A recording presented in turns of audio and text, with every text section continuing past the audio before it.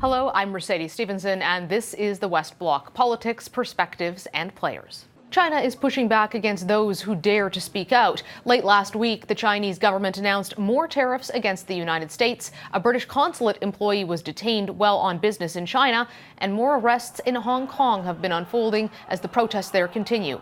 Meanwhile, here in Canada, students who dare to speak out against the Chinese government are under attack. Chimie Lamo fell prey to those attacks earlier this year while running for student union president at the University of Toronto's Scarborough campus. Joining me now from Toronto is Chimie Lamo. Chimie, thank you so much for joining us on the show. Dishley, of course. Chimie, earlier this year you ran for student council president at the University of Toronto. Can you walk us through what happened when you started to campaign?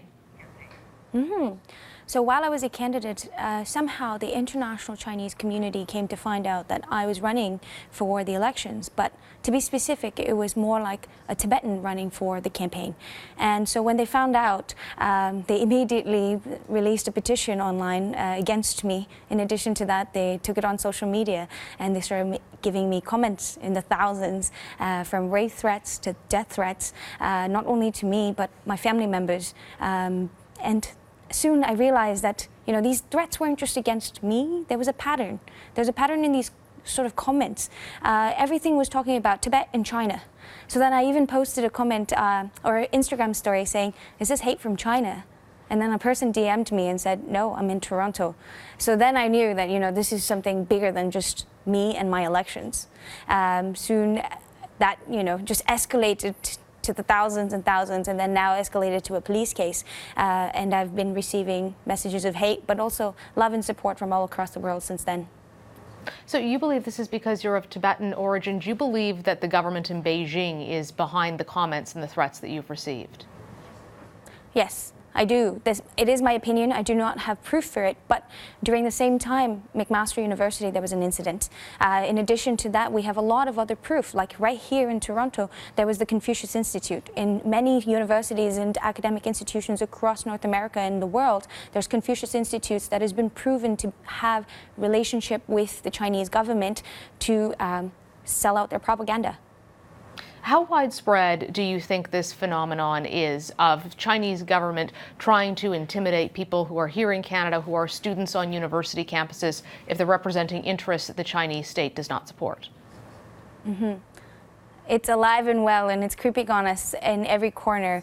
A prime example is my case. But not only that, many years ago, a student at Brock University was not allowed to bring her Tibetan flag to her International Student Festival. And then again, we had emails that said that it went back to the Confucius Institute that happened to be a funder at that academic institution. So it is here, but not only at a sort of individual level, but even at a larger global scale. You see that Canada just recently released a joint statement with the European Union calling for the freedom of assembly in Hong Kong. And you saw the Chinese embassy actually give out a warning to Canada to not meddle into their internal affairs.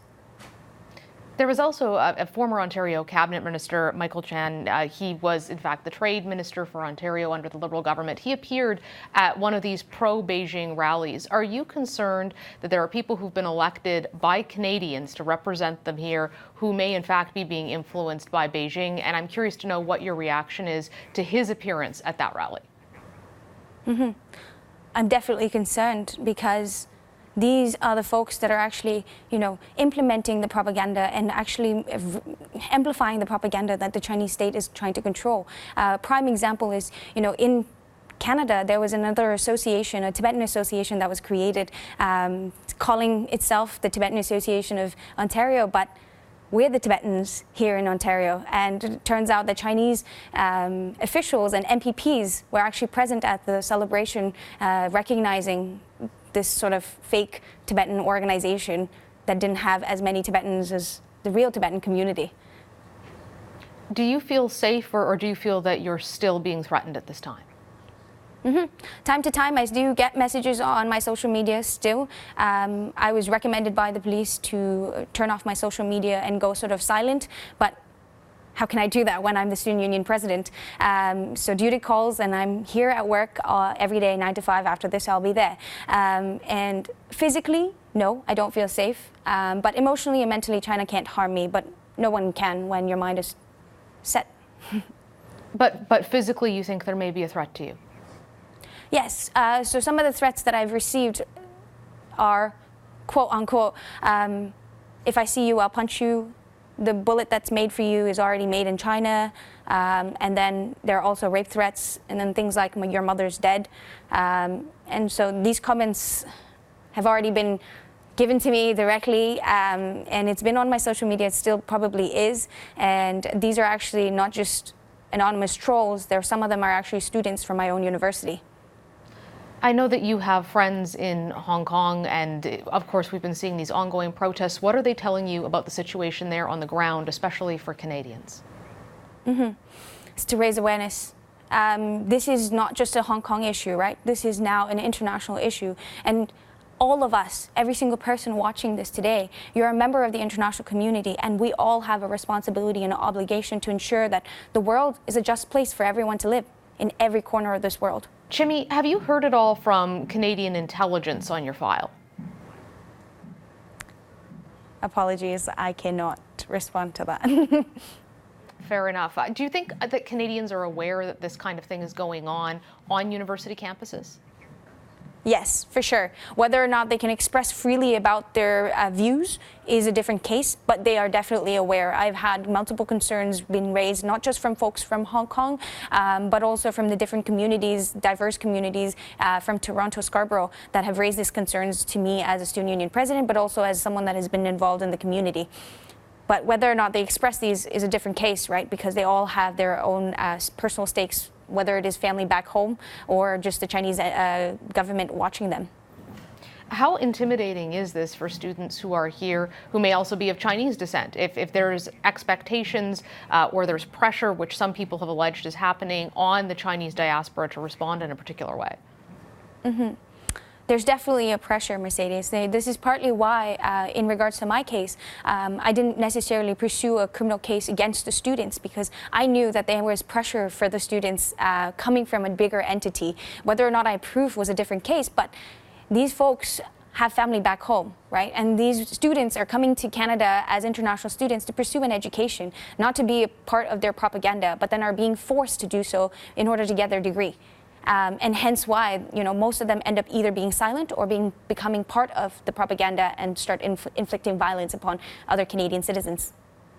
Do you think that Canadian universities and Canadian police and the Canadian government are doing enough to deal with this situation? No, I don't think so. I think there is so much more that we can do. On an individual basis, everyone can raise awareness and be part of the movement I for Hong Kong hashtag. Or within the institutions, I think they can make a bigger stance. Chinese international students are one of the biggest cash cows for universities and academic institutions. It's time that we make a stance and let them know that their human rights record does not reflect international standards, and that's why we will have sanctions being placed to ensure that this common relationship is continued. Chimmy, thank you very much for your time. It was a pleasure. Thank you, Mercedes. That's all the time we have for today. Please be sure to follow us on Facebook, Instagram, and Twitter. For the West Block, I'm Mercedes Stephenson.